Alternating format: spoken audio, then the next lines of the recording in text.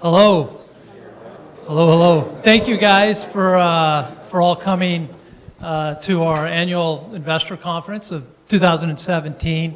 So the agenda tonight, as most of you may know, we had a little social thing which was fun. Then I'm going to give a little presentation talking about our results for 2016 and kind of what we have on tap within our portfolio for 2017. And then we're lucky tonight to have Ralph McLaughlin from Trulia give us a presentation on, from an economist point of view, what their viewpoint is of the residential real estate marketplace. So hopefully we'll get through this in maybe an hour and a half, and then we'll go downstairs afterwards, have some drinks and food, and we can all socialize, get to know each other a little bit more and, have a good time. So thank you all for being here on a lot of levels. It's very humbling for me personally. I see so many people in the room that are dear friends that I've known for a long time. We're getting to know even better. It's truly humbling, the trust and the faith that you put in us and our organization allow us to work on your behalf. And we really enjoy it. We hope you guys are happy. We love what we do. We're extremely excited every day what we do. And without the engine that you guys put in the fuel tank, we can't fly the ship the way we want to fly it. So before we get into the presentation, I thought we'd just have a little fun. Did you all fill out the questionnaire? John, did everybody fill out the questionnaire? Yeah, they did? Okay. Maybe we'll just do a quick show of hands on what everybody's answer was. And what we'll do is we're going to get all these together, and then we'll consolidate them and send out an email to everybody. We'll see what the right answers are. So the first question was on the 10-year Treasury. So, last year at this time, we asked the same question, and 10-year Treasury was about 2%. And the consensus was they thought it was going to go up to about 2.85, and it ended the year, right around 2.6. And, it's come down off of that since then. And so the choices were, where do we think it's going to be at the end of this year? Anybody say 2%? All right, we got one. How about 2.5? All right. How about 2.75? Higher? Okay. All right. And then how about the Dow? The Dow is interesting. You got to talk about the Dow.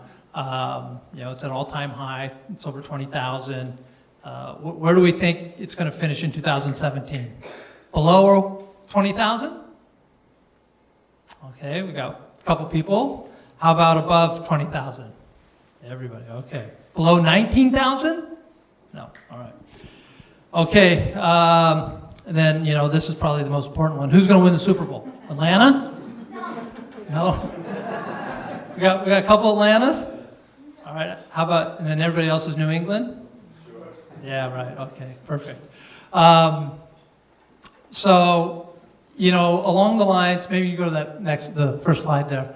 Along the lines of being humbled and excited at the same time, I wanted to kind of just share a little bit about what our kind of missions and values are, within our organization, and it's how important it is, to us and what it means, because we're a growing organization, right? And you have lots of changes, and without kind of pillars that drive you, that you operate under every day, it's hard to consistently grow and maintain, steadiness, consistency, and production. And we've spent a lot of time as a leadership group, with John Kralik as our president, David Hannes as our CFO, and Kevin Sharp as our investor relations, and Jamie, who runs property management, and Leanne, who's head of HR, kind of defining these things and what's really important to us as an organization, and how do we want to instill that culture throughout our organization, because as we hire more people, we expand to more markets, we bring on more investors, what are these things that are important to us that we have to live by day in and day out? And you can't start without integrity, right? You can't do anything without having integrity. And integrity is truthfulness. You always have to be truthful. you have to be respectful, and without that, you're not going to have any real long-lasting relationships. And so what that means is sometimes, we have to tell people things that maybe we're not so proud of. Maybe it could be results, maybe it could be the way people are behaving, but anecdotal evidence shows us all that whenever you're truthful with people, you're going to develop trust and respect, and that's going to stand the test of time. Same thing with authenticity. You can't have a relationship without being transparent, being completely open and honest with everybody and what your intentions are. And so, us as an organization internally try to have those types of relationships with each other, as well as our vendors and our contractors and everybody we do business with, and that works through. And then the last one is resiliency. You must be adaptable, and you have to be willing to kind of lean into change, into that discomfort. Because when you're growing, as you'll see how we've grown, you're gonna run into speed bumps. You're gonna have things that come up throughout your day and your business and all of that that may be a little bit disruptive to you. And so how you handle those types of things is incredibly important on how you're gonna be performing in the long run. And so, those are some things that we kind of stand upon within our organization. And what I might just do is step back right now. So I'm going to ask our team to stand up, because I want you guys to get to know, who we are and who our team is and what they do. So if everybody on the Pintar and Vertical team can maybe just stand up for a second. That's one of the reasons for tonight, is for you guys to kind of get to know us. Of course, we're all sitting in the back. and so maybe we can just take a second and you all can kind of introduce yourself and say, what your name is and what your role is within the company. And should we go favorite color, Sharp? Always. Always, okay. All right, we'll start with John. I'm John Fralick. I'm here to fact check Jeff. Yes. I'm also president of the company. I love Dodger Blue. Nice work. Kevin Sharp. I do investor relations. I'm not here to fact check, but I'm here to bring fun. So if you guys are tired of speeches and stuff, just come with me. My favorite color is blue too. And what else? Hold on. Knowles. The Knowles, Kenny. Come on. There's no love there. Come on. Alex Spiro, asset manager, blue. Not Dodger blue, but probably more navy blue. My favorite color. Jason Green, blue as well. Do acquisitions and asset management as well. I'm Ben McDorm. I'm bringing a little Midwest to the Southern California acquisitions as well. So. David Hannes, CFO, Yankee Blue from back east. And nice to meet everyone, and look forward to talking to everyone afterwards. Jamie Griffin, property management, and pink. Chantal, assistant controller, favorite color light blue. Dora Beck, property manager, and favorite color is teal. I'm Erin Muck, and I work with loan processing, and a lot of the properties that we buy and sell, work with the transactions and processing paperwork. So, my favorite color is green. My name's Taryn Colby, and I'm part of the accounting team. Oh, my color is purple. I'm Andriana Dura. I'm the administrative assistant, and my favorite color is orange. I'm Leanne Rowe, and I'm in operations, HR, insurance, stuff like that. Favorite color is probably also blue.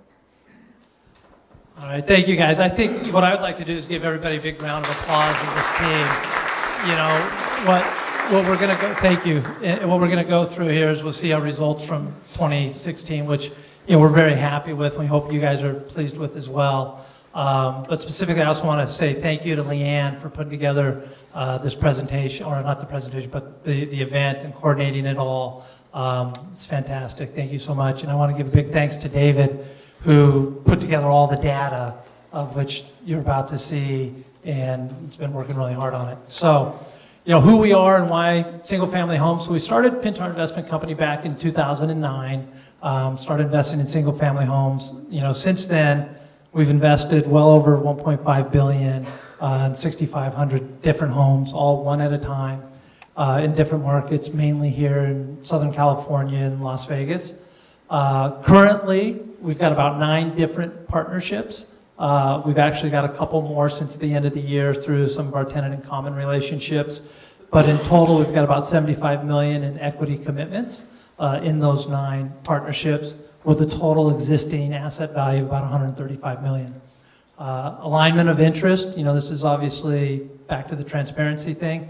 Every one of the partners within our company have a significant amount of capital invested, in the fund alongside all of you, which is, we're up at night thinking about the same thing you guys are as well.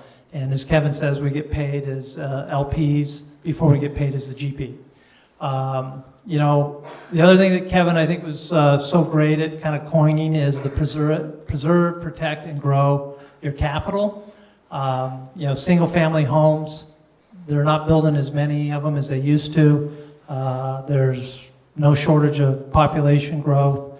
Ralph will, talk a lot about the demographics and statistics, but, from my standpoint, why I'm still so fixated on it and believe it's a forever business, and believe me, we're not planning on doing anything else, is, the safety in this asset class that you just can't seem to get on a risk-adjusted basis in other asset classes. And I think our returns kind of show that because we're able to deliver development-like returns without taking that development-type risk. So next slide. So kind of the structure of our different partnerships. We've now got 1.5 years under our belt with Fund 3, and it's the parent company, so to speak, of PICR and Dondo, which are the 2 kind of child funds. PICR focuses 100% of its time and energy on flips, and it has 1 joint venture partnership with a private equity company out of Colorado called JCR. They've committed $25 million.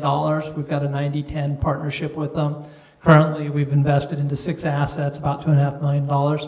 PICR itself owns about 98 assets at the end of the year, with a market value of around $68 million.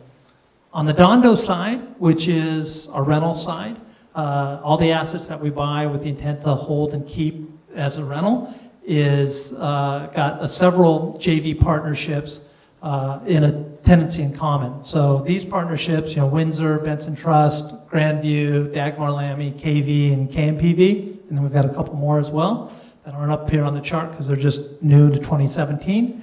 All of those came out of a 1031 where they sold another product, another asset that they own, and then they've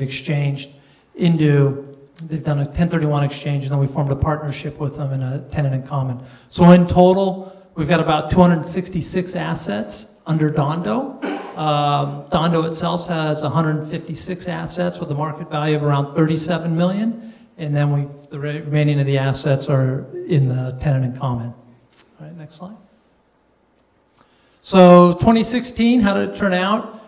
If you haven't received your investor statements in the mail yet or gone online and had a look at your investor portal, I think we were pretty pleased with it. We ran off a bit in the fourth quarter on our cash-on-cash returns, but it's just mainly due to, holidays, and the closings are now happening in January instead of the fourth quarter. But all in all, our all-in returns were, 18.68%, significantly outperforming, the major stock indexes. Of that 18.68, 8.64 of it was realized cash on cash, and the other 10 was unrealized through appreciation in the unit price. So, that's one of our things that we love this asset class as well, is we just continue to believe that the future value of this asset is going to be greater than the present value. We may have some times like this, over the long run, but since we're kind of a long-term investor and we're not living quarter to quarter, we're not too concerned what's happening, when it's going like this. We're looking 5, 10, 15 years out, and we feel confident that, those numbers will continue to increase over time. So here's kind of a historical snapshot of the funds and the growth that we've experienced and kind of where we are today. As you can see, from 2013, we started with an asset value of about $10.8 million. And then end of year 2016, we're showing 115 So you're asking, hey, wait a minute, you said 135 before? So the 115 million is the fund's ownership. So if you strip out the partnerships percentages, this is what all of us in this room own as investors. So we've got about 115 million of assets that we're pure ownership of. Equity invested in the funds, we've got about 36 million at the end of 2016. It's now up to about 41 million. And so, but 36 million for the purposes of the snapshot. Cash in bank, is pretty consistent, much more efficient than we were previously. Our business model isn't great to have a lot of cash in the bank because it's not earning a return. And so, fortunately, we're in an environment, in a marketplace, and the guys like Ben and Alex and Jason and our other acquisition teammates are finding more opportunities than we have cash for. And so, we don't often have a bunch of cash sitting in the bank just dragging down our returns. Number of properties owned, you go from, last year we were at 223 and now we have 364, so significant growth. All-in returns, I'm really proud of this. Last year at this time, we projected that we were going to deliver around 3 million in realizable profits, and we actually did it. And, it's kind of like, how did we do that? Well, we looked at what we had in the pipeline in our portfolio, and if we recycle it, we should kind of get there. And, thanks to John and his efforts, and it's really hard. He was able to deliver about 3 million in realized profits, and then we were also able, through, great buys and adding value, increase the share price by about another 4.5. So all in, about 7.5 million increase of asset value to all of us investors. So our activity, in 2015, we did about 95 million, just under 96 million in total investment activity. Last year, we pushed 170, so 167 million in total transaction activity amongst our team. And that's why I wanted to give our guys a big round of applause, because, without them, without our service providers, without our banks, without our lenders, without our construction managers, we can't do this. It's very intensive, and so, great job.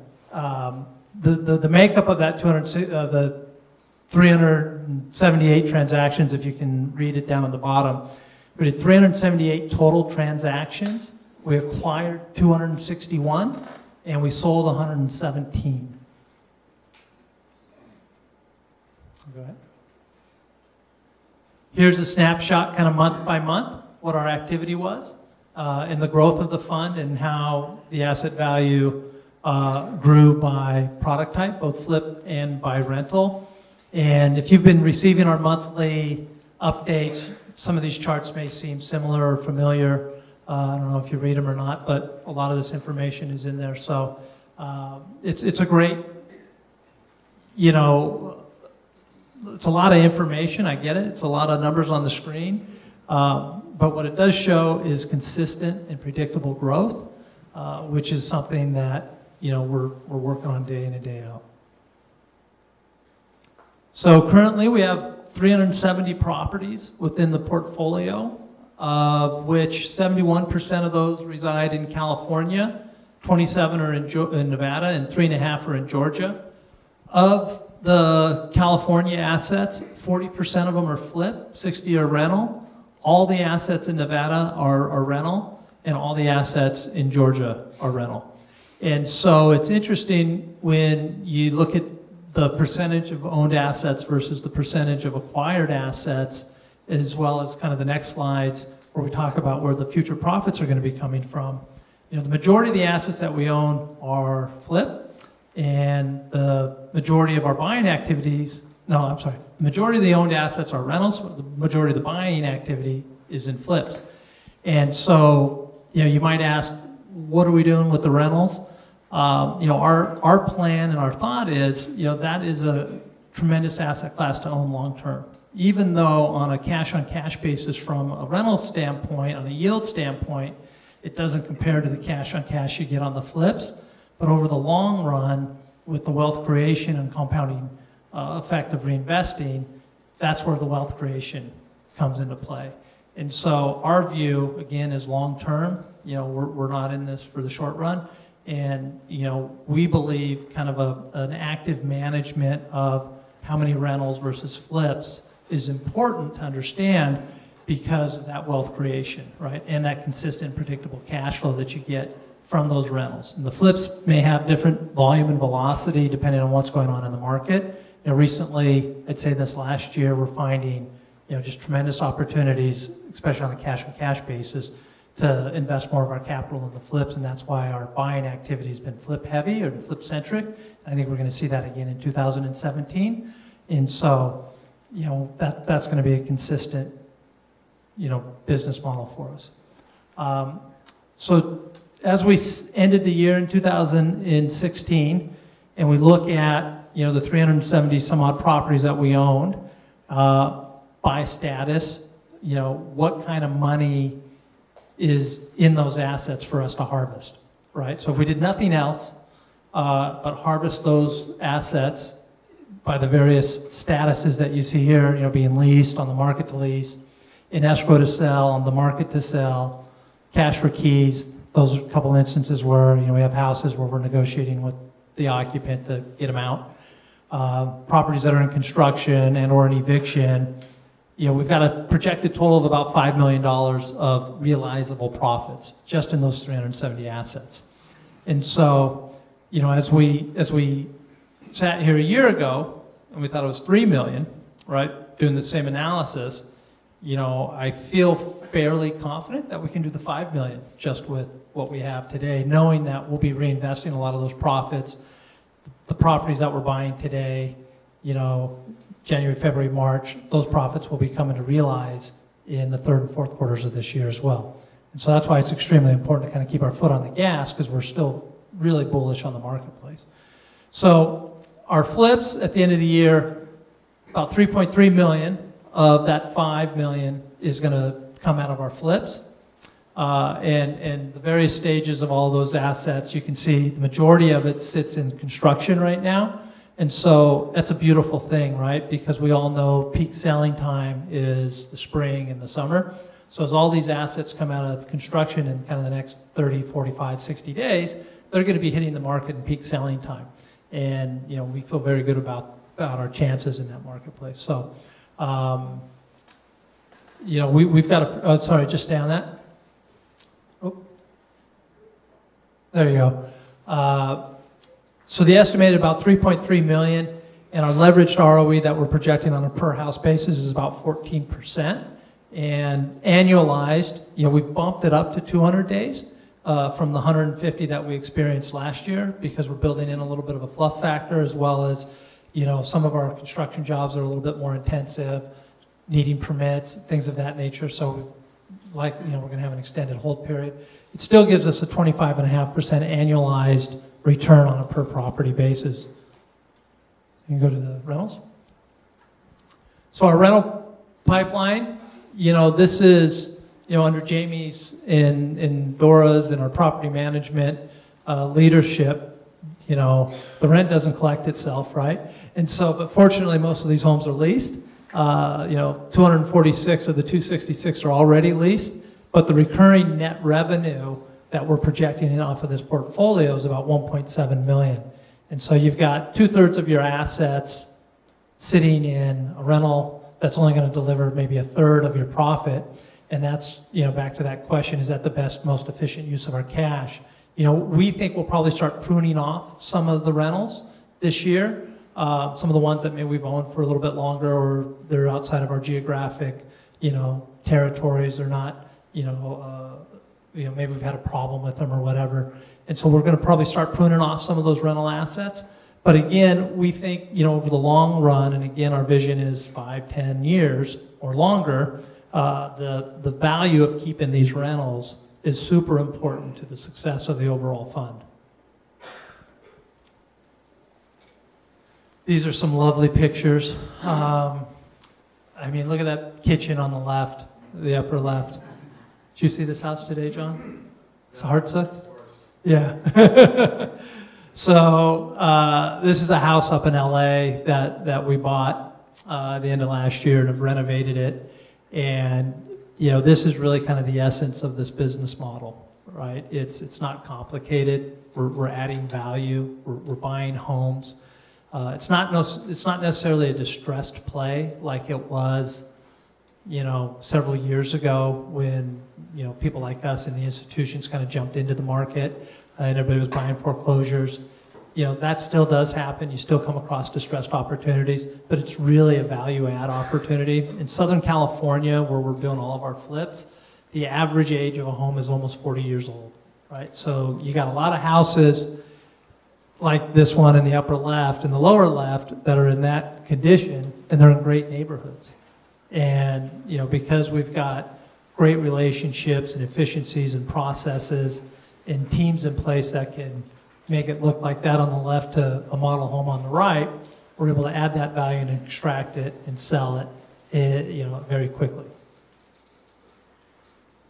Here's another one. This is a home down in San Diego. This is actually not that old of a home. This is a tract home that was, built probably in the late 80s, early 90s, but it hasn't been touched. And as you can see, it was in original condition there on the left. And we've made it into more of a modern, up-to-date, new flooring, new kitchen, updating the landscaping, and did that all throughout that house, and it sells extremely fast. Another example. So these are the homes, this is what we're doing with your capital, right? So all the money that you guys are investing, that we're investing, we're going out and we're finding, these little diamonds in the rough, so to speak. And then John and our team and our operations team, rub it and shine it and work it and make it a shiny diamond so we can then extract that value and deliver the returns that we're all signing up for. So, I'm going to hand the mic over to John now. This is an opportunity where we kind of talk about some of our yays and yucks of the year. The kids, we always talk about yays and yucks, right? Like what was our good part of the day and what was the bad part of the day. And so I want to let John share you some of these. This is a yay. So this is a house in Carlsbad, which is northern San Diego County. And this was actually a short sale. So we were able to negotiate a pretty good going in price with the bank, but then it ended up taking us about 4 months to close it. So we were able to ride the appreciation up for about 4 months, and we ended up with about 5% appreciation over that time period. So we ended up outperforming our sales price by about 5%. We also were able to pre-market the home during that long escrow period, so we only owned it for 124 days. So we made 75 grand, 220% annualized return. Awesome. Next, please. This is a home in La Mesa, which is like southern San Diego County. And I showed up to this house and thought, oh my God, we just bought a $218,000 shack. What do we do? But as it turns out, this house was off market, so it never hit the market. So we had zero competition on it. So we were able to negotiate a really good going in price. And as soon as we did, word got out of the sale, and actually the neighbor came to us and said, look, I have to have this house. I didn't even know it was on the market. If I would have known, I would have paid more. It's too late, we already bought it. So we knew we had somebody who really wanted the house, so we had to make it financeable for him. So we put, I think, 30 grand into it maybe, or 70 grand into it. And we flipped it to him for 385. I think it was only worth about 350, but they really, really wanted it.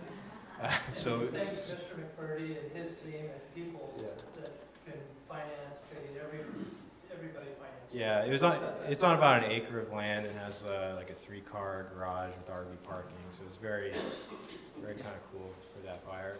But the best part is because of that, we were able to close it in 66 days. I do think you did the loan on this, Chris. I'm not sure. Which was great. So 66 days was the best and fastest home we sold all year. So great, great return. Next, please. This is a great example of what not to do. This was a home in Vista, which is northern San Diego County. And so this house, going into it, we really thought, hey, we only need to do a light rehab, maybe do about $10,000 worth of work. We'll put it right back on the market and sell it.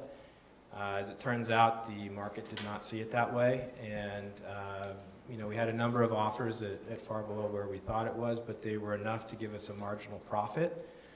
Instead of taking it and getting out of the deal and making a few grand, we decided to take it off the market, do a full rehab, put it back on the market, and in that time frame we had a number of hiccups in construction, with permitting process and things like that. And then when it did come to market, it fell out of escrow twice.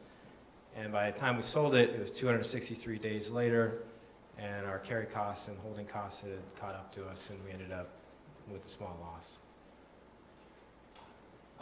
This is a house in Los Angeles County. It's actually a duplex. And this is a product that I'm really excited about. This is something that I'm going to try and buy more of this coming year. We underwrote it as a flip, and we still may flip it. It's actually in construction. But because it's a duplex, the net levered return on equity as a rental is in the double digits, which is fantastic, which is actually quite close to where the flip would be. So our strategy with this is we're going to renovate it. We're going to put it on the market at more than we think it's worth, to maybe $500,000 or so. See what the market has to say about it. At the same time, we're going to actively market it for lease.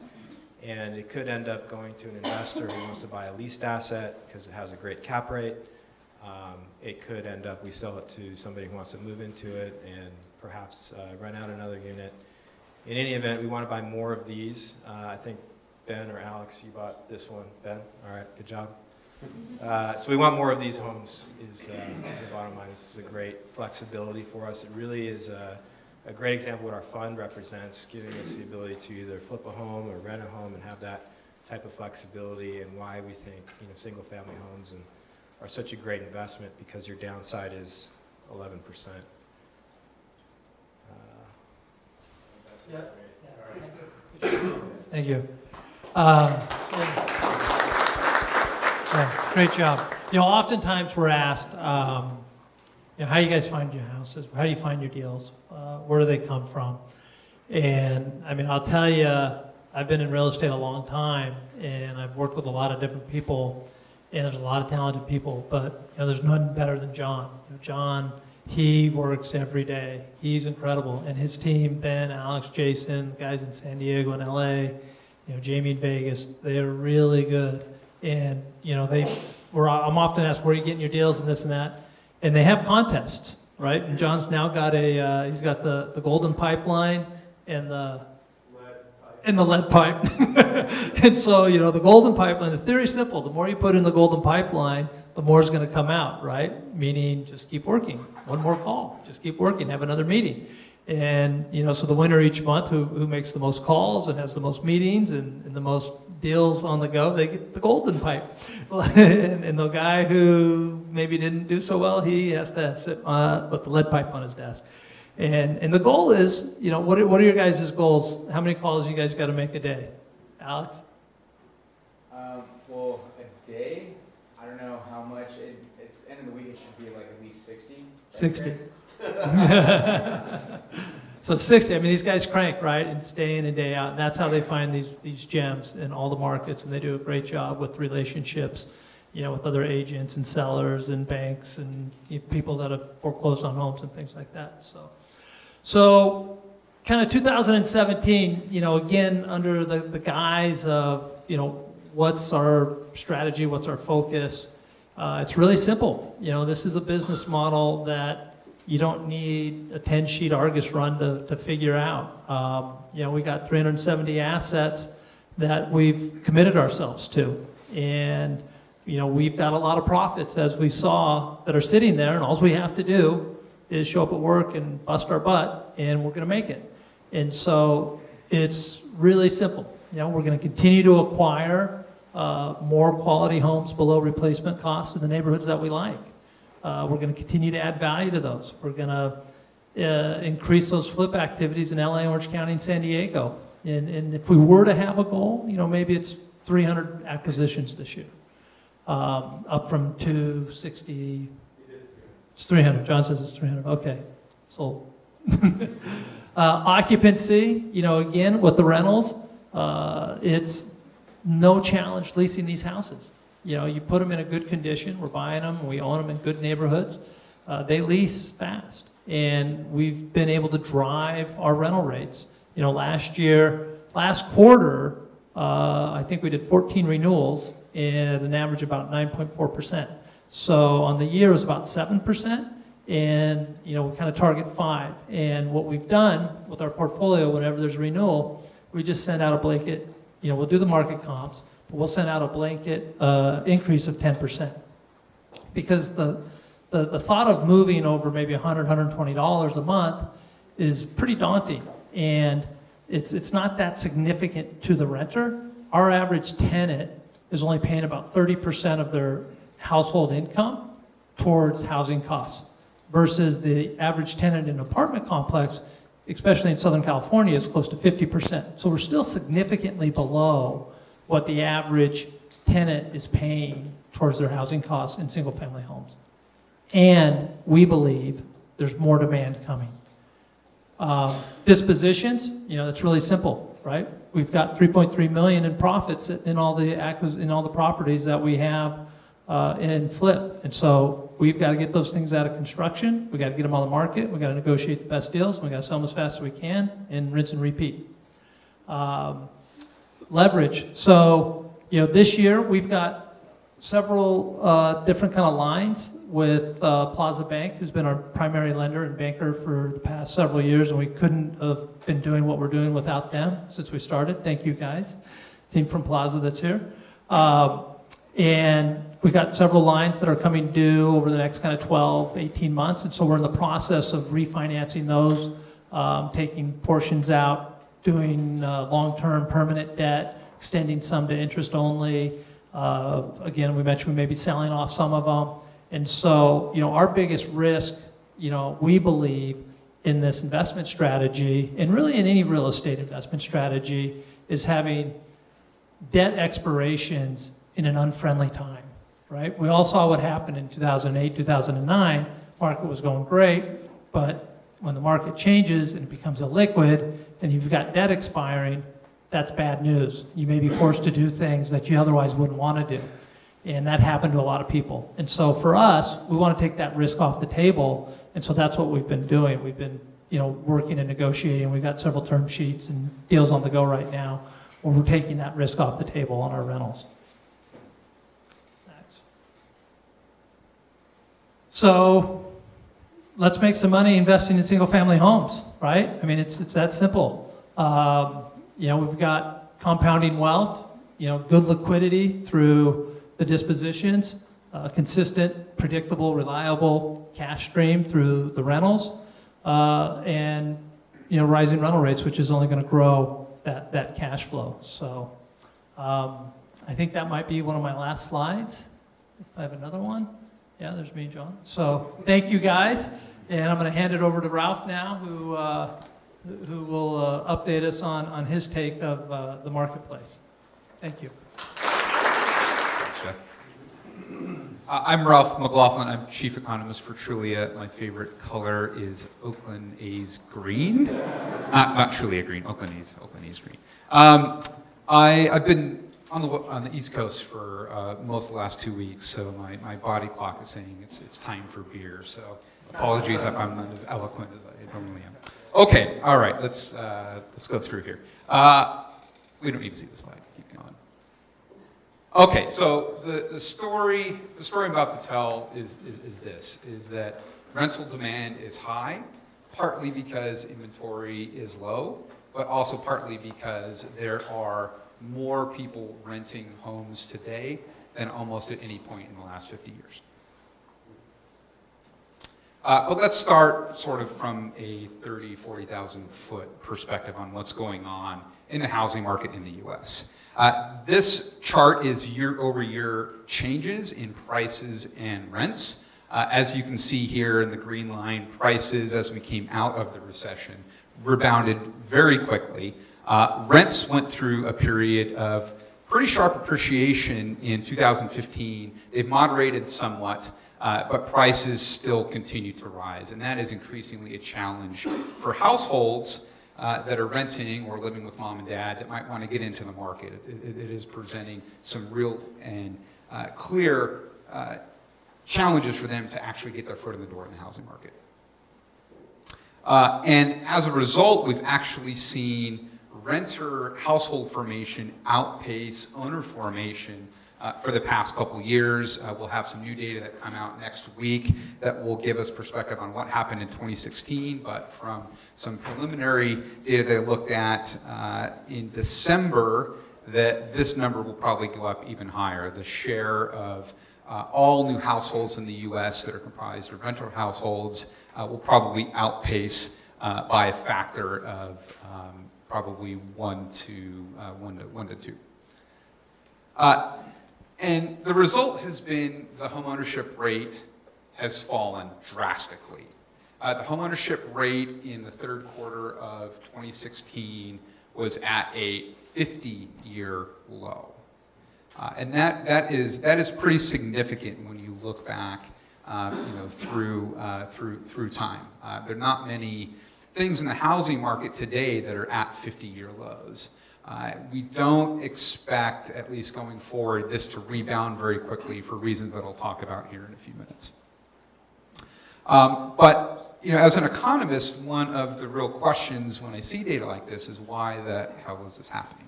Why is this happening? Why are more new renter households forming than owner-occupied households? Well, one, many previous homeowners are reeling from foreclosure history. I mean, everyone knows this story, so I'm not going to braid it too much. Two, millennials are delaying homeownership. Contrary to popular belief, millennials actually didn't suffer from a housing market perspective. From the Great Recession, it was mostly Gen X and boomers. Millennials were still kind of too young to be playing around much in the housing market at that time. And third, there is historically low inventory of for sale homes, but in particular, single family homes. And so for even those households that do want to get their foot in home ownership, not only are there price challenges, but those price challenges are reflective of inventory challenges. It is very tough to actually find a house, especially in markets like California. And if you can find one for sale that suits your needs as a home buyer, you're often up against 2, 3, 4, 5 plus other buyers who are competing for that same home. Another challenge is that millennials now, a much larger share of them are living either with their parents or their relatives. And this was based on some work I did with the Wall Street Journal about a month ago, where we actually looked at census data on the share of millennials either living with their parent or a close relative. It is 39.5%.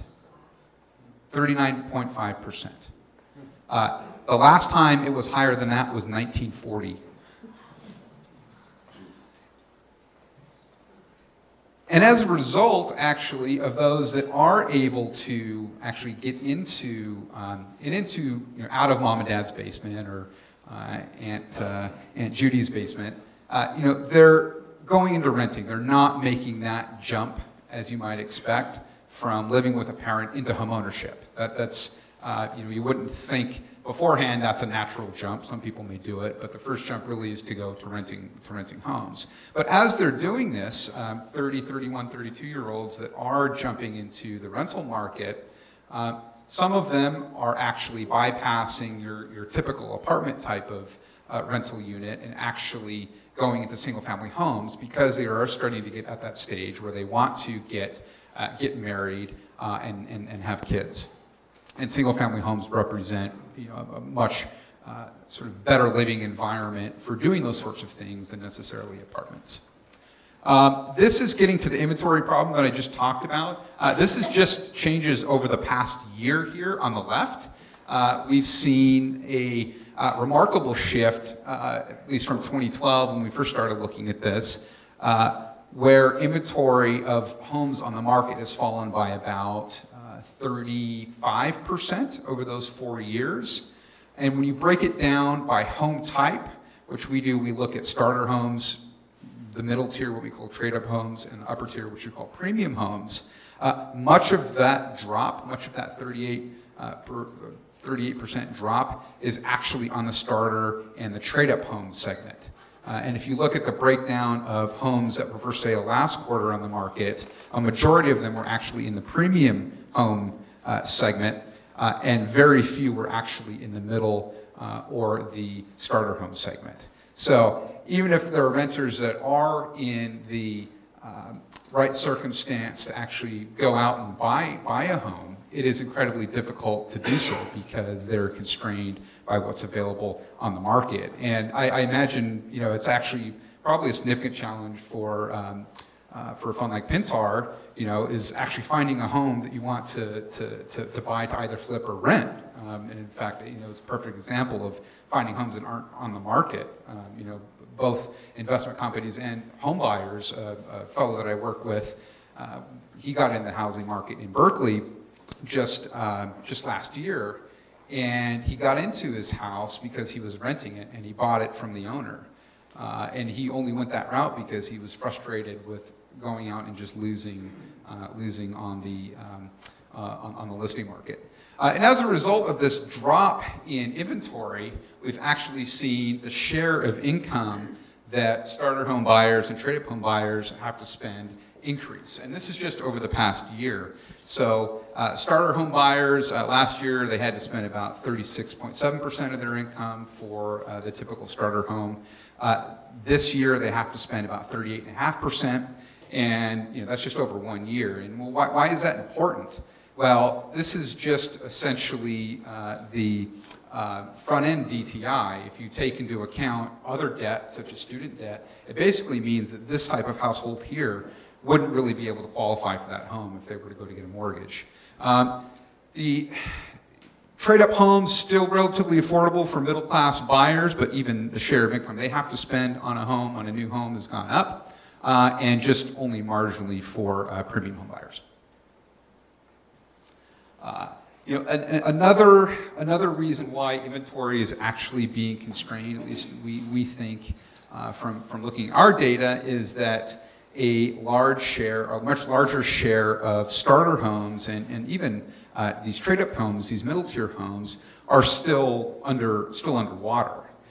So, you know, for those that do want to buy, say, a starter home, one of the reasons why inventory is low is because existing owners of those homes, if they were able to weather the storm and stay in them, are underwater, and the ones that aren't are owned by, you know, investors, and you know, many of them are too good of a deal to get out of.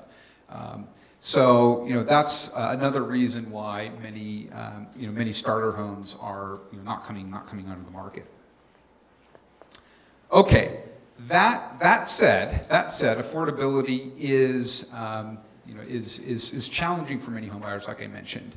But in the long run, in the U.S., buying a home is still a better deal than renting that home if you can stay in that home for 5 to 7 years. And so the reason is why, if that's the case, why isn't there a rush of new buyers? Well, inventory and affordability challenges are one, like I mentioned. But also saving up for a down payment is very difficult. So we can go through these fairly quickly here. So if you look nationally, if you can stay in a home for 7 years and you get a mortgage rate at about 4.2%, and you are considering buying a home, say, that you're living in, if you're renting, it is 32% cheaper nationally to buy that home than to rent it. If we start to focus down here a bit on Southern California and Las Vegas, go to the next slide, it's only 20% cheaper. It's still a nice cushion, but when you start to get to below 20%, there are many other factors that household probably should take into account to determine whether it really is cheaper. And so we have a rent versus buy calculator on our website, where you can actually start to input a lot of custom personal and financial circumstance to determine whether or not it is cheaper. If we go, so this is the actually LA Orange County area. If you go to Riverside, San Bernardino, it is actually a little bit better deal. It's 28% cheaper to buy than to rent. And in Las Vegas, on the next slide, it's 23% cheaper to buy. So again, why it's still overwhelmingly cheaper to buy than to rent. Well, I went through an exercise about a year ago to try to simulate, at least at median wages for this demographic, and taking into account our estimates of what the average amount of student debt might be and what their projected income growth would be over a 50-year time frame. It takes a long time to save up for a down payment if you don't have access to, say, the bank of mom and dad. In LA alone, and these are for college-educated households, by the way. So it's sort of, they're much higher earners than non-college-educated households. It takes over 10 years in Orange County and LA County, close to 10 years in Las Vegas, and even in Riverside and San Bernardino counties where homes are relatively cheaper, it's still going to take over 6 years to save up for the down payment. So these are the real challenges that younger households are facing when it comes to trying to just get their foot in the door of homeownership, and that's one of the reasons why we think the homeownership rate continues to hover around a 50-year low. So I talked about sort of this 30,000-foot view about what's going on in prices and rents. But let's talk a little bit about some of the California and Las Vegas markets. Let's look at their economies. Let's look at what prices and rents are doing. The good news is that the economies of Los Angeles metropolitan area, which includes Orange County, Riverside, San Bernardino, and Las Vegas, are healthy. San Diego is pretty much operates along the lines of LA and Orange County. I don't have those slides here, but you can extract the takeaways from this point and assume they're roughly the same for Orange County.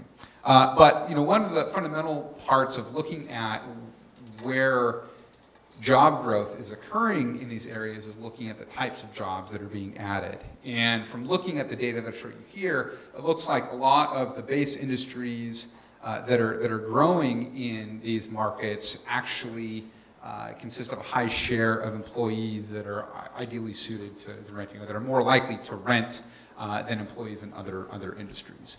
And last, we see that rents are up and reversing some trends that we saw early last year. Actually, vacancies have flattened out and are starting to decline in some of these markets. So Los Angeles economy is, again, pretty healthy. We've seen a slow and steady decrease in the unemployment rate, which is great. And we are starting to see wages increase a bit in these areas, which is something that we actually haven't seen much in this recovery. But just over the last 6 months, as the labor market's tightened, we've seen wages rise, which is actually good news for those households. It's good news for them potentially saving up for a down payment, and it's also good news for supporting rent growth going into the future. The story of, it's not always rainbows and butterflies. And so one of the things that we're seeing in job growth in each of these markets is still solid, still respectable, still above the national average, but starting to moderate a bit. And that's what you would expect as an economic cycle matures. And so though growth in LA is 1.7%, it's down substantially from around 3% just a couple years ago. Again, non-farm payrolls are up 1.7%. That's down from 2.3% last year. The unemployment rate has actually dropped a ton since 2010, which shouldn't be too surprising if you sort of pay attention to monthly job numbers. And as I mentioned before, job growth is primarily occurring in education and health services, and leisure and hospitality. Two sectors that tend not to have a lot of very high-paid employees, and many of these employees in these sectors are renter households, not owner-occupied households. Similar story for Riverside. We've seen a modest drop in the unemployment rate over the past year. Again, we've seen wage growth that's been at about the national average. And similar story here. Again, Riverside had really impressive job growth just a year and a half ago, over 5%, which was over twice the national average. And we've seen growth in construction and in government. Two sectors, again, that don't tend to have a high share of employees that are owner-occupied employees. Many of them are renter, or owner-occupied households, many of them are renter households. And same story for Las Vegas. You can go through these pretty quick here. I won't tell the story again, but very, very similar trajectories that you see with job growth and trajectories in what you see in the types of industries and the employees that they're adding on the next slide. So growth in construction, education, and health services lead the way and have led the way in Las Vegas.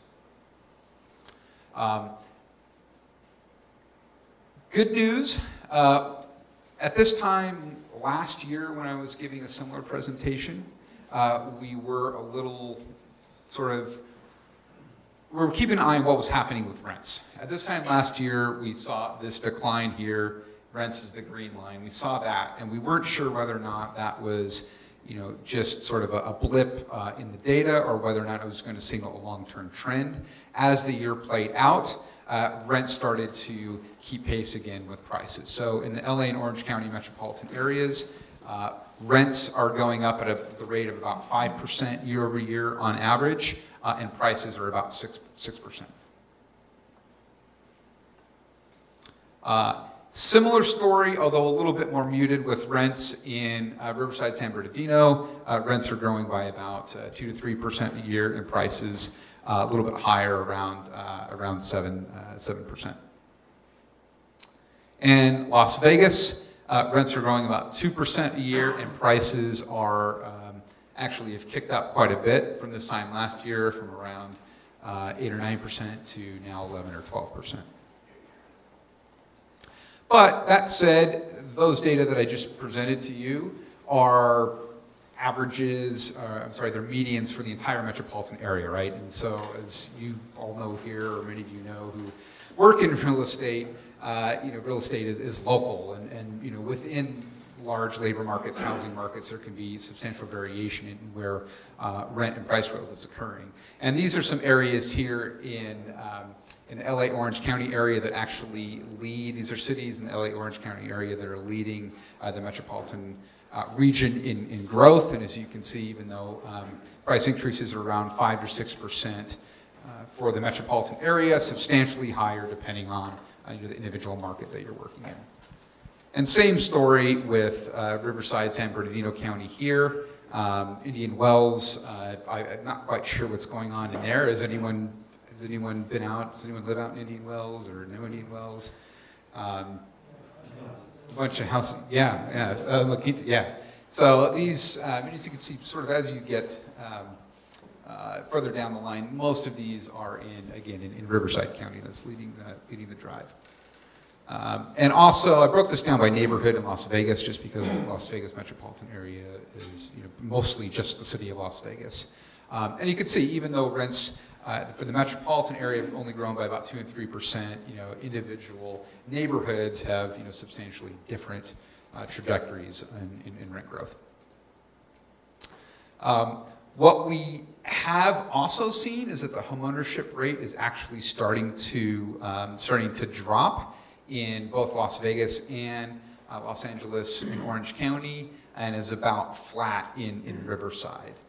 We think a lot of this is not necessarily due to people not wanting to buy homes, but it's really due to household formation on the renter side.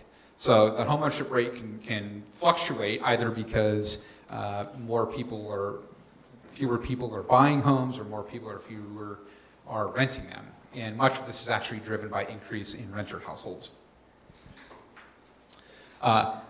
Good news for those that are actually investing in rental real estate here, that the vacancy rate is actually stable in each of these three markets, or even falling in Las Vegas and Riverside, San Bernardino. Small uptick in Los Angeles, Orange County, but that may just be statistical noise, nothing that signifies any long-term trend here. But we were, again, when I gave this presentation a year ago, I was starting to become a little bit concerned in Riverside and San Bernardino County because of that spike a year ago in vacancies, but since then we've seen it drop. And also, if we compare the median home value and the median rent, and you track it through time. This is from 2010. We've seen cap rates in all these markets actually start to converge, which is signaling the fact that housing is a safer bet now than it was 4 or 5 years ago. But much of this increase or decrease in the cap rate is because prices have actually outpaced rents, as I've shown in the other slides. Not necessarily because rents are falling. And the last thing that I will talk to you about is some very, very recent work on house flipping. I know Pintara is involved in house flipping, like you all heard Jeff talk about earlier. This is a report that we just released yesterday. It's just by coincidence. We do it once a year. And what we're seeing is actually a spike in house flipping across the US. If you measure house flipping as the share of home sales that are comprised of flips, we define a flip as a house that has been sold twice in 1 year. And we did see, so flips are in green here and price changes are in yellow. And flips in the US now are at the highest level since 2006. And they recently spiked in 2016 from a pretty flat period in the years before. And that's, no rocket science here, likely because prices also spiked. We saw the biggest year-over-year price gains in real estate in 2016 since about 2011, 2012. This is probably going to be a little tough to read here. Las Vegas leads the country in the share of properties, share of home sales that are flipped, 10.5%. As you can see, there's also a lot of activity in the South. If you were to pull up Los Angeles, Orange County, and San Diego, they're just off the bottom of this list here. They hover between 6 and 70% of properties that are flipped. Next slide. What was also interesting from this study was actually looking at places that have seen the biggest increase year over year. And the big surprise here, I know you guys don't, Pintara's not involved in Detroit, but one of the interesting things here was Detroit, which has been the poster child for property neglect over the past 5, 6, 7 years, has actually led the country in the increase in flips. In 2015, there was only about 1.2% of all home sales were flip properties. That jumped substantially up to about 6% in Detroit. So, opportunities for flipping, are starting to manifest themselves in places that you might not necessarily would have thought they would have manifested. And so before I go into the key takeaways, one thing that we did from that study, at least from an economist's perspective, when you see flips rise, is why is this happening? Is this a bubble? Is this reminiscent of 2004, 2005, 2006, when anyone could get a loan and they were sitting on properties for price appreciation?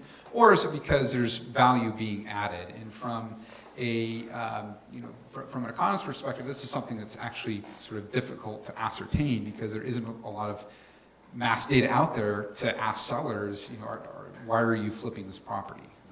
So what we did is we partnered with a company called BuildZoom, and BuildZoom actually gathers permit records for select cities in the country. And so we partnered with them. We took their records on permits, and these are permits for doing things like renovation or putting in a water heater, anything you might need a permit for. And what the interesting part of that exercise is that the share of properties flipped.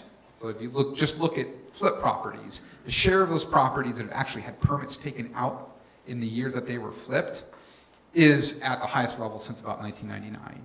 So one of the questions I get from reporters a lot is, are you freaking out? Are you flipping out about this flipping activity? And at least our response has been, well, there's not a lot of data to support that from what we've seen. In fact, going through this exercise leads us to believe that there's a lot of deferred maintenance in properties that were neglected from the foreclosure crisis. People didn't have a lot of money to upkeep their property, to renovate them, and that's what the investment community is taking advantage of, as opposed to, say, pure speculation, which arguably is not good for the housing market, where it's people just purely buying a property, gambling that prices are going to rise, and selling it without doing any value added.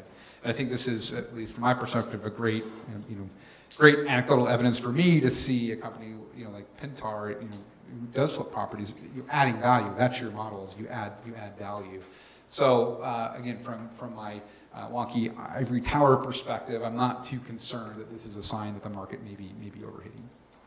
So again, the key takeaways here, just to recap: rental supply, demand is high, supply is low. Buying is cheaper than renting for a lot of households, but there are very, very strong headwinds against households that want to buy, both because inventory is low and affordability is starting to price some out of the market. The Southern California, Las Vegas rental markets will remain strong because the economies are strong, and cap rates have sort of stabilized, and we actually think that's a good thing. And last, I just talked about flipping activity is up in most markets, but not in bubble territory, and there's no reason to worry about that.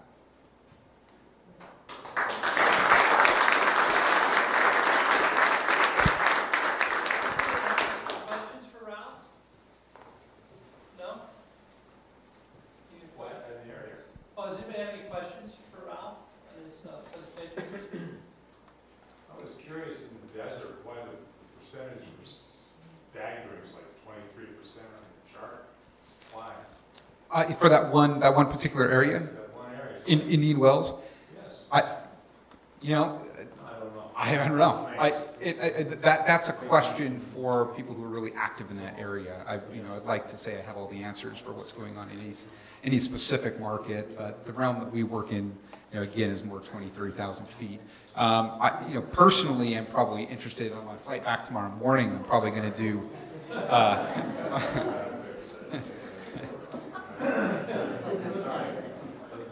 I'm probably going to do a lot of internet sleuthing tomorrow on my flight back to the Bay Area to try to figure out, well, what exactly is going. But I'm sure for you guys that are actively involved, do you have any? Our opinion, what we've witnessed in those markets, because we own quite a bit of homes in La Quinta, Indio, Coachella, and we've acquired a lot of homes in that marketplace.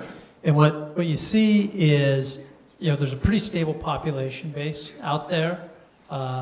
Construction's come back, so there's a lot more job growth that's happened in that marketplace. And when the foreclosure crisis hit, right, we had a lot of growth in new home building, 2000 through kind of 2006. So you had a lot of new homes.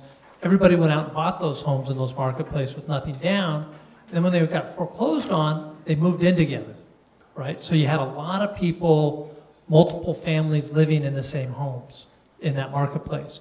As job growth has come back, people are moving out. And it's kind of that shadow inventory that people talk about. And you have a high concentration of it in that marketplace because they haven't built any new homes in the last 10 years. It seemed odd because when you drive around there, and everyone here does, there aren't a lot of places that have a for sale sign, and there's only one for lease sign. It's yours. There aren't any. There aren't any. Yeah. I'm just curious. And it's supply and demand, right? And so controlling the inventory is a nice thing when you've got a lot of demand.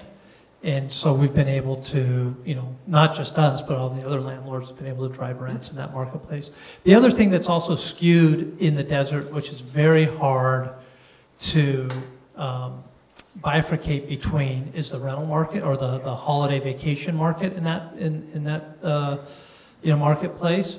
And so if you look at comps a lot of times, you'll be looking at holiday short-term rentals, which are significantly higher than long-term rentals. And as the economy's gotten better, people are visiting the desert more than they did, 3 or 4 years ago when the economy wasn't so strong. So I think it's, our assessment is it's the combination of both. You've got people moving out of homes together. Their household formation is, significantly greater in that marketplace than it is in a lot of other markets. And then you've also got a growing economy, more of the vacation rentals are kind of back in vogue. Maybe it's the Obama effect. I have seen other places in California and in the Southwest that have seen this amount of year-over-year increase. And from those instances, about, I would say more than half when I have looked into them. Again, I can't speak for Indian Wells because I haven't been out there. But a lot of that may also have to do with the composition effect of what's out there. And I think Jeff alluded to new construction. It wouldn't take much for, say, 2 or 3 new apartment buildings to come in that are just at a different price point. And so when we observe, say, the median rent, it could be because there's just a lot of new stock there and it's at a different price point, and that's what's driving it up. It's a huge number. Am I the only one in the room that sees 24%? Huge number. No, huge number. How do you capitalize on a little piece of that? Not all of it, not what you do, but a piece of it. I'm not the only person who wants you to do that. Hear that, Jamie? No, how do you get a piece of it?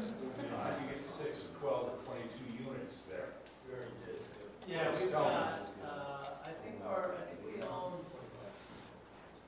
just in the Quintas. Do you have what you want now for us? Yeah, I would probably own, I think it's closer to 40 homes in that one. You have what you want for us? Yeah. Okay. Yeah, I mean, and prices are coming up now, as I was kind of saying earlier. I think, 2017, our acquisition activities will be less rentals, more flips, because that yield is compressing. Even despite the year-over-year rent growth that we're seeing there, a dollar spent on a new home there today is not going to deliver us the same yield as it will to a house that we're going to. Because our annualized return on our flips that we're projecting this year, 25.5%. So. Maybe it's not the Obama effect, maybe it's the Pintar effect. That's a question everyone else wanted to ask you, so I asked you. No, They're marvelous numbers. I wouldn't want you to put everything in a basket because the basket would sink and we all kill ourselves. That's been done in America. So I was curious. And so on behalf of all of you, they didn't ask. Now I feel foolish and I'm glad you're there. Just again, sort of pulling back on another point that I forgot to make, but I think speaks to a point that Jeff made, is, I mean, we really aren't building enough housing in this country. I mean, I get asked all the time as an economist, what's my one major concern about the future of the housing market in the U.S.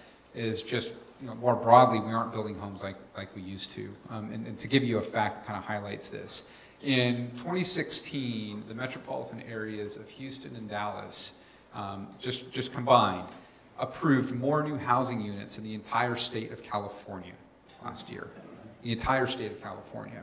And if you look at the amount of new construction that's occurring per 1,000 households in the U.S., it's about 63% of the 50-year average.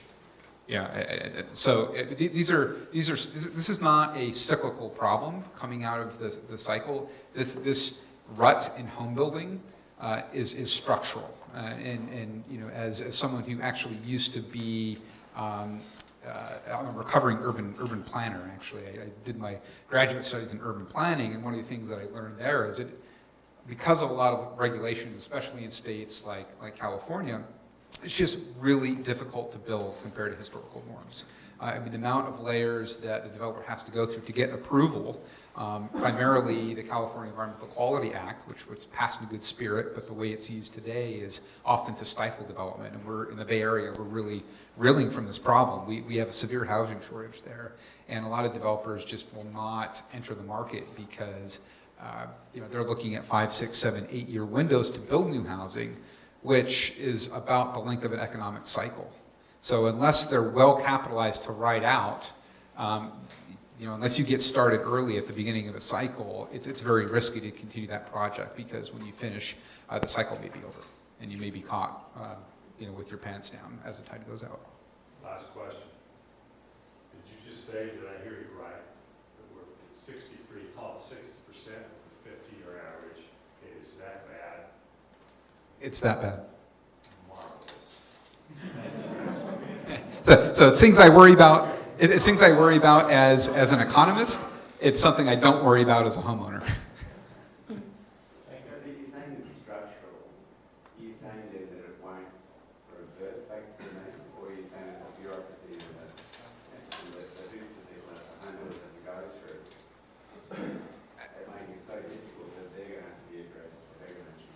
if there were to be change, it would not happen overnight.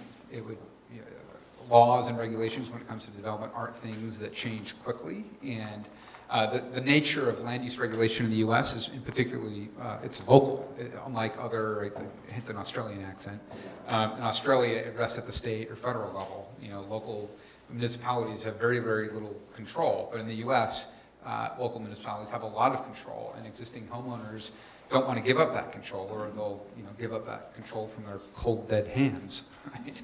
That they don't want to release that. And so the reality of what will likely happen to fill that is in places where it is easy to build, such as Texas or Florida, you'll probably see a lot of growth there, and you'll probably eventually start to see migration of some households from very expensive markets that aren't building a lot of housing to other markets where they are. But we don't think that's necessarily a threat to the places that aren't building a lot of housing, because California it's a high amenity area. A lot of people want to live here for reasons that have nothing to do with the economy, right? But the economy is very healthy. So if there are structural changes, it's not something that's going to happen overnight. It will probably take decades to get through if it happens at all.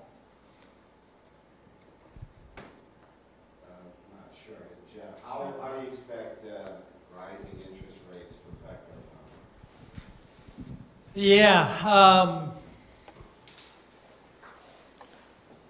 I think interest rates have to go up significantly to have any negative impact on what we're doing.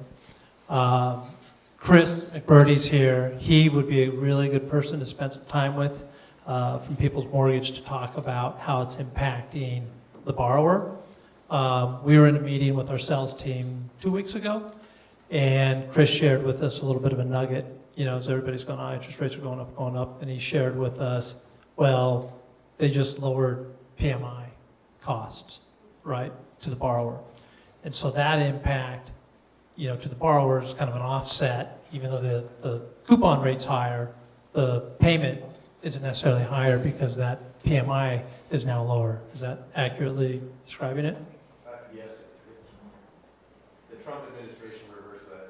Oh, okay. So that's no longer it? But that was only on FHA loans. Yeah, it's only on FHA. But as it gets more competitive and safer, yes, it might cost a wink. Yeah. I think, we're still at historical lows, right? I bought my first house in 97, and my interest rate was like 9%. We're at 4-ish today, and as he talked about the affordability, it's still historical low.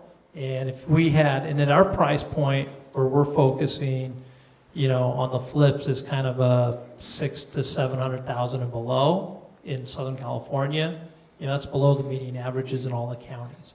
And so, if we increase to 6.5% or 7%, we're still below. And I don't know if we're going to get there or not, but we're still significantly below historical averages.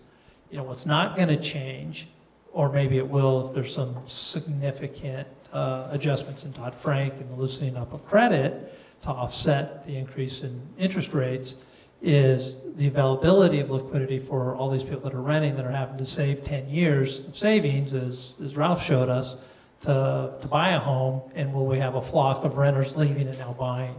Well, that's not a bad thing, because that would increase demand, and you would think you'd have increased prices, right? And so now we're just going to change our rentals into some flips, right? So it's an interesting conundrum. What will the impact be? I think time will tell, but I don't, in our time frame, we're still at historical lows. We've got the most affordable borrowing costs in generations, and we've got more demand than there is supply. For existing homes, the rentals, those are under obviously low rates. So you maximize that hope, the opportunity to refinance those. Yep, we're in the process of doing that. The majority of our rentals were locked in, kind of interest-only loans, various staggering expirations. And so now we're in the process of locking in low rates, another 5-10 year fixed kind of terms, taking interest rate movement off the table as well as debt expirations. What are the factors that determine whether you're going to buy a piece of property for flipping purposes versus rental purposes? And can that change after you've purchased the property? And who makes that decision? Is that solely you? Is it John? Is it a committee? And are there minimum rates of return that you need to glean from the sale of a flip in order to merit that flip? It's a great question. I'm going to hand the mic over to John. Yeah, so I'll make that decision. Typically, a flip fits into a specific buy box based on the price of the home and the potential resale value. A rental home really, unless it's a duplex, I don't think we're paying more than $220,000. And we have a minimum yield that we need to meet for that. If a home doesn't fit, if it doesn't work out as a flip and we decide to rent it, before we buy it as a flip, we analyze it as a rental also. So it'll be in a bucket of potentially switching to a rental. But for the most part, we flip flips and rent rentals. Yeah, I think it's not as complicated as it may sound. The lower priced homes, like John said, $200,000, which is a rental, there's just not enough value to extract out of it or add to it that justifies a flip, right? And so it's really driven by the price point. I have a question for our economist, but I'm a mortgage banker, so I just love chatting with you guys. The feeling's mutual. Awesome. So I think it's important to point out to our investors here that the run-up in this marketplace has probably been the most stabilized run-up that we've had. And to give you an example of how challenging it's been to get to the point where we are, can you tell us a little bit about the CFPB and what they stand for and the immense amount of regulation that we've experienced and what we go through on a day-to-day basis? You're probably better able to speak to that than I am. Right. Well, what is truly to say about the regulation and because having the run-up and the strength and the growth and the profitability that we've had amidst all of this regulation, I just, for you guys looking at it as an economist, the home buyer today is the strongest home buyer it's been, 2 decades. So you're talking specifically about potential for tweaking regulations such as Dodd-Frank and how that might impact. Yeah. It's not something that I spend a lot of time thinking about. Could credit be looser than it is? Could regulations be fewer? Yes. Would that be a good thing or a bad thing? It depends on what side of the coin that you're on. I saw an interesting stat the other day that we've actually seen a big resurgence of non-banks get into mortgage lending. And we think that's because many of them are less risk averse than banks are. And so that's a niche in the market that banks are not necessarily comfortable dealing with because they're afraid they might get sued by the federal government. But these other players that have different sources of capital, some of which is private, some of which they're actually just channeling through from other sources. So it is a potential concern going forward. If the non-bank lenders pull back, then we may actually see a real tightening of available credit out there, which wouldn't necessarily be good. I know President Trump has talked about manipulating Dodd-Frank. Whether or not that's going to have a big impact, it's to be determined. I really hope actually we don't go backwards. I hope we don't go back to where we were 10, 11, 12 years ago. But I do think there are areas in which some of these regulations potentially could be streamlined. But it's not, again, I don't spend a lot of time thinking about it just because I think there are stronger economic funnels at play that are determining whether households do choose to buy a home or not, rather than just the availability of credit or mortgage rates. On your median income analysis for the, say, millennials, was that assuming 20% down, 10% down? It was assuming 20% down. We did do the exercise where we assumed 10% down. You're talking about saving up for a down payment. That number is, if you assume 10% down, it is, roughly, cut in half, not quite in half, because of other costs that they face, but, it is roughly, so if it's about 12 years, I think, or 11 or 12 years in Los Angeles, we did do that exercise for 10% down, including PMI, and that goes, I think it cuts it down to about 7 years. What is the current ratio roughly on percentage of those doing it 20% down versus? Oh, it's very few that actually put 20% down. From a consumer perspective, because we do want to be a trusted voice in the real estate industry, we do advocate for what is sort of the best financial decision of the household, which is putting 20% down, and that's why we do it, not necessarily because that's reflective of what consumers are actually doing. So do you have any idea what that actually is though? Percentage of Oh, they're actually doing. I think it's well over 50% that are putting less than 20% down. Well over 50%. I haven't looked at the numbers in probably 4 or 5 months, but I'm guessing it's probably even closer to 60. And in fact, first-time home buyers, I think it's over 75. Yeah, it's price point. I have a softball question for you. Okay. We all know a ton of real estate agents. Do you guys have enough of that, or like should we send them to John or Jamie, depending on where, or would that just be too much? Yeah, no, thank you for that. Our activity is, the lifeblood of our activity is driven through our relationships in the marketplace. So if you've got realtors that are active in the market and you think they'd like a client like us, by all means, introduce us, introduce them to John or one of our acquisition guys, and we would love to, get them into the rotation. So, Just email whoever we can. yeah, absolutely, yeah. Do you and your organization have enough capital to buy all the real estate that you desire to buy at this juncture? Thank you for asking that. No. No, I mean, the reality is no. The marketplace, it's the largest asset class in the world, right? Single-family homes is the largest asset class in the world, and we live in the market here in Southern California that actually has the largest concentration of single-family homes. And they have an average age of 40-plus years, and a lot of them haven't been touched.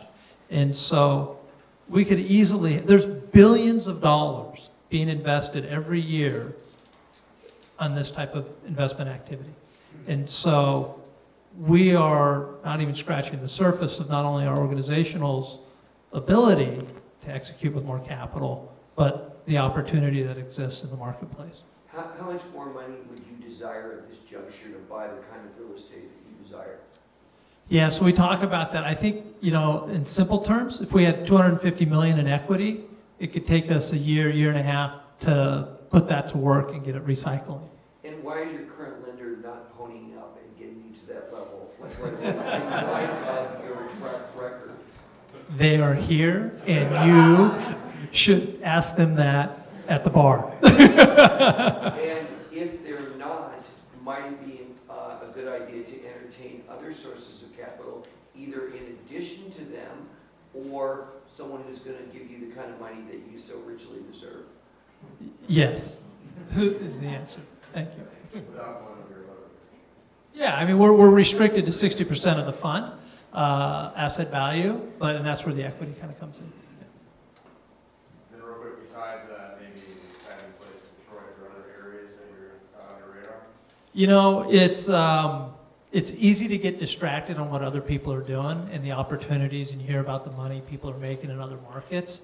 And, my experience has been, you fall for that, and you're just going to lose track of what you got going. And our marketplace is so deep and so big, it's not worth it to us to pursue any other markets.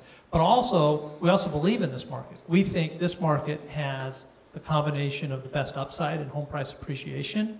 More people are moving here, more households are being formed here, and so whatever yield we may be giving up on the rentals that we acquire here versus Texas, where they're building more homes in Houston and Dallas than we're building in the entire state. You can get your money into that market, it's hard to get it out. Whereas this market's very liquid, and we believe there's going to be continued highest levels of demand in HPA. So, you know, we love Southern California, we love the Southwest, we love Las Vegas. You know, I think if we were to venture into a new market, it might be Phoenix or maybe up, you know, other parts into Northern California. We've done investing before on behalf of some of the institutionals. But, you know, if we were to hit the $250 million in equity, we could have it invested in our backyard. As the fund grows in size, is it harder to get the returns? Obviously, you said you had 250 you deployed over 18 months, but is it harder to continue to get those returns or no? No, I mean, it's a deal by deal, right? And so where there may be a drag on the returns is the velocity of which you get that capital. Because we draw down capital day one, right? So if somebody wants to make an investment, money goes into the fund, we're putting it to work. If we were to have a $50 million investment come into the fund, we'd probably want to draw that down, right? We wouldn't want to take that day one because it would take us a bit of time to put it to work and we don't want to drag down the rest of the results. So, you know, if we had 250 million in commitments, if everybody comes in here and signs subscription agreements, all right, we're all in for 250 million, we'd have to do it over a staggered time frame so we didn't have a significant impact on the returns. If you get a house and you're looking to buy it, how do you differentiate who's going to get it? Like Dondo or one of your partnerships? How is that decided? Really simple. John talked about this a little bit earlier. It's Dondo's a rental. The partnerships that we have underneath Dondo, they're all tenant in common, and so they're already invested. You know, those partnerships aren't buying more assets. You know, they were 1031 exchanges. They were done with a specific purpose, specific dollar amount. They're executed and they're done. Those partnerships, you know, aren't acquiring more. If money comes in though, initially, when you get their money, exchange money. Yep. How do you place it? Do you buy new homes for them or are you putting it straight into the fund? So we're doing a partnership with them, a tenant in common, and then we're going out, Dondo's partnering with them as a tenant in common and going out and buying new assets. Yeah. Any other? Jeff? Given your extended holding period, if you were to increase the volume of 250 whatever million, do you feel that there's a lack of contractors or workers that would inhibit that? I mean, we're looking at an increasing number of homes in progress. Yeah, I mean, that is, you know, the execution side of it, the sharp end of the stick, the construction is something we battle every day. You know, that bench of contractors and vendors and plumbers and tradesmen and carpet guys and roofers and things of that nature, finding good ones, quality ones that we can get kind of in our system, it's a big challenge. And so back to kind of our first slide where we talked about, you know, kind of our core values and how important it is for us to have these strength of relationships with people so they stay along with us for years is really important because you can't scale it, you can't do the velocity if you're having to constantly retrain people that haven't done it before. And so we've been really lucky, you know, and the guys do it every day. You know, when they're out looking at deals, they're not only looking at our deals, they're going by homes they see under construction and they're cold calling on those contractors and those vendors and we're poaching them, right, and trying to get them into our system. And so it is a constant struggle, but there's a ton of skilled labor in the marketplace. And we're fortunate to have a lot of that here in our marketplace because we've been, you know, historically such a large home building economy, and we're not really building a whole lot of new homes. So you got a lot of skilled laborers or contractors that, you know, are either kind of doing a job here and a job there, but they're not doing it on a consistent basis that we can provide them.